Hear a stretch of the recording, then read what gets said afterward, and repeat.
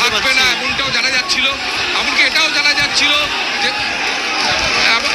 এমনটা এটাও জানা যাচ্ছিল যে যারা প্রকৃতপক্ষে যোগ্য। এসএসসি দপ্তরের বাইরের পরিস্থিতি একেবারে ধুন্ধুমার পরিস্থিতি আমরা দেখতে পাচ্ছি। যে এসএসসি দপ্তরের বাইরে সেখানে কিন্তু যারা চাকরিহারারা তারা যে ধৈর্য ধরে দাঁড়িয়েছিলেন, বসেছিলেন দেখতে পাচ্ছিলাম, তার পরবর্তীতে তারা পুলিশকে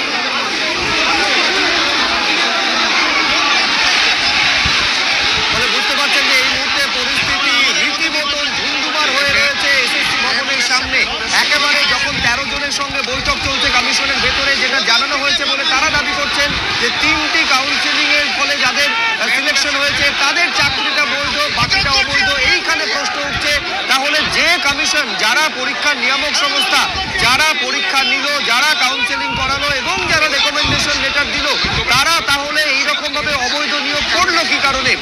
একেবারে নিজেদের মেধার ভিত্তিতে যোগ্যতার বলে কাউকে কোনো ঘুষ না দিয়ে, সাদা খাতা জমা না দিয়ে যারা চাকরিটা পেয়েছেন তারা তাদের এই পরিণতির দায় কেন কমিশন নেবে না?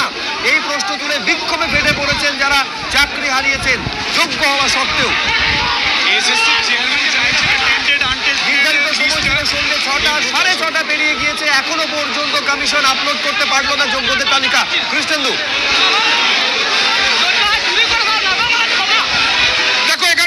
যারা চাকরিহারা শিক্ষক আছেন তাদের সঙ্গে সরাসরি কথা বলবো। আজকে আপনাদের এই বিক্ষোভের কারণ কি? এসএসসি কোনো মতোই চাইছে না টেন্টেড এবং আনটেন্টেড এর লিস্টটা প্রকাশ করা হোক। আজকে বিক্ষোভের কারণ হচ্ছে আমাদেরকে বলা ছিল যোগ্য এবং অযোগ্য লিস্ট প্রকাশ করা হবে, কিন্তু পুরো একটা নোংরামি খেলা হয়েছে। ফার্স্ট সেকেন্ড কাউন্সিলিংকে ডেকে বাকিরা অবৈধ কেন?